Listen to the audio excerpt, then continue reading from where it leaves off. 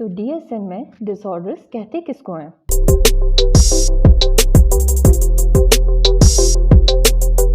बिस्मिल्लाहिर्रहमानिर्रहीम, अस्सलाम वालेकुम। जब मैं साइकोलॉजी पढ़ रही थी तो हम लोग जो है ना एक मैनुअल पढ़ते हैं, गो थ्रू करते हैं, जो कि हमारा हिंदी मैनुअल होता है, जस्ट लाइक मेडिकल स्टूडेंट्स का होता है। इसी तरह साइकोलॉजिस्ट के लिए होता है डीएसएम, राइट? इसके अलावा आईसीटी भी है, लेकिन हम लोग पाकिस्तान में स्टूडेंट्स जो है ना डीएसएम को फॉलो कर रहे होते हैं। अब जब मैं प्रैक्टिस में आई हूँ तो हमारे पास इश्यूज़ वाले लोग भी आते हैं, प्रॉब्लम्स वाले लोग भी आते हैं और डिसऑर्डर्स वाले लोग भी आते हैं। अब जो सेवेरिटी होती है ना, उस पे डिपेंड करता है कि हम किसी की काउंसलिंग कर रहे हैं या प्रॉपर उसको थेरेपी के थ्रू लेके जा रहे हैं, पूरा सेशन प्लान हो रहा है या क्या ना। तो ये जो है ना हम लोग जो आने वाले क्लाइंट की सिचुएशन है उस पे डिपेंड कर रहे होते हैं। लेकिन जो आम आवाम है, उसके लिए अभी भी कन्फ्यूज़न है कि अगर मेंटल हेल्थ प्रॉब्लम हो गया है, तो कुछ लोगों को ना अभी भी जो है ना लगता है कि ये शायद कोई बहुत जो है ना बड़ा मसला हो गया।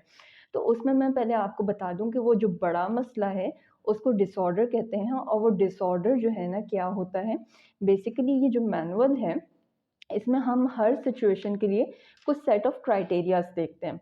जिस तरह अगर मैं एग्ज़ाम्पल ले लूँ डिप्रेशन की, ठीक है?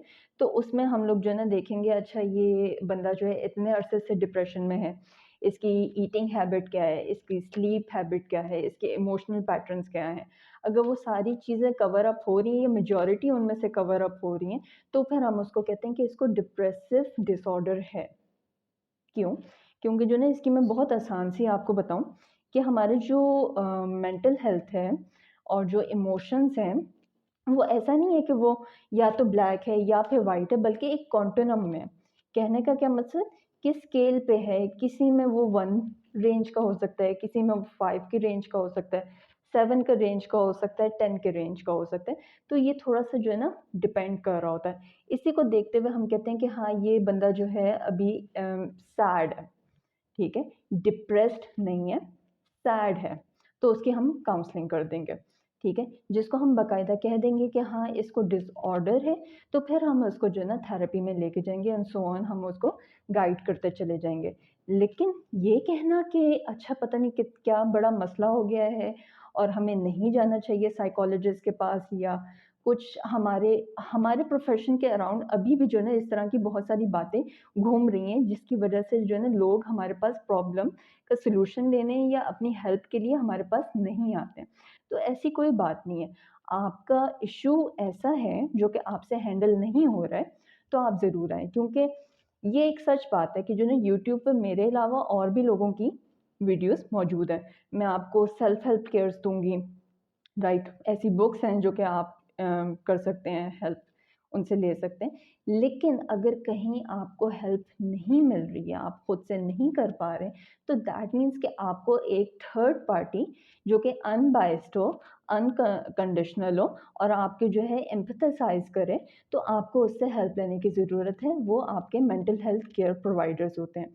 इसमें आपके पास काउंसलर्स भी होते हैं, इसमें आपके पास साइकोलॉजिस्ट भी होते हैं और साइकियाट्रिस्ट भी होते हैं, राइट? इन तीनों का डिफरेंस मैंने समहाउ जो है ना अपनी पिछली वीडियो में ऑलरेडी डिफाइन किया हुआ है। अगर आप उसको देखना चाहते हैं तो go through that video as well. अलबत्ता वापस बात पे आएँ, तो मैं आपको जो है ना ये बात क्यों कह रही हूँ, क्योंकि ना मेरे पास एक केस आया था। उसका जो बचपन से प्रॉब्लम था, उसको कुछ और डायग्नोज़ किया हुआ था, ठीक है? जब मेरे पास आया तो उसको लग रहा था शायद उसका कुछ और मसला है, लाइक उसको डायग्नोज़ किया हुआ था प्रॉब्लम ए के साथ।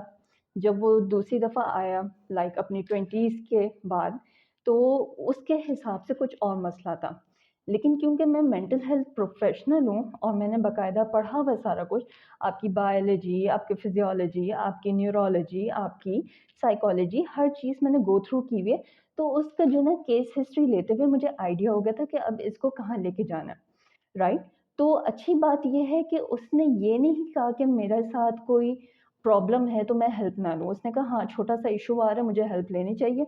और उससे क्या हुआ कि एक बड़ा मसला जो उसको आने वाली ज़िंदगी में हो सकता था, उससे उसको मैंने गाइड करके साइकियाट्रिस्ट के पास जो है ना भेज दिया, बिकॉज़ ही वाज़ उसको जो है ना हार्मोनल थेरेपी की फ़िलवक़्त ज़रूरत पड़नी थी।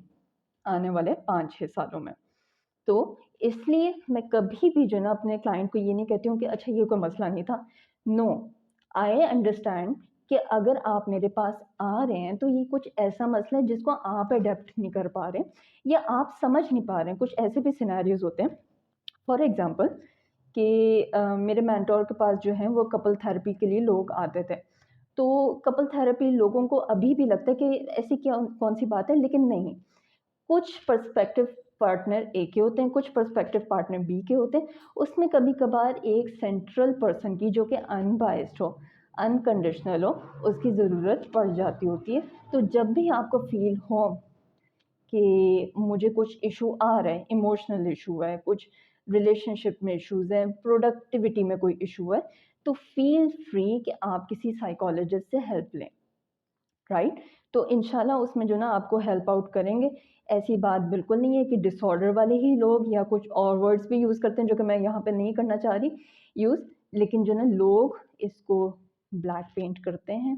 लोगों के अभी भी ज़हन में है कि ये कुछ इस तरह का प्रोफ़ेशन नहीं है, but I know, I understand you, I feel you कि अगर आपको ज़रूरत है तो I am there for you.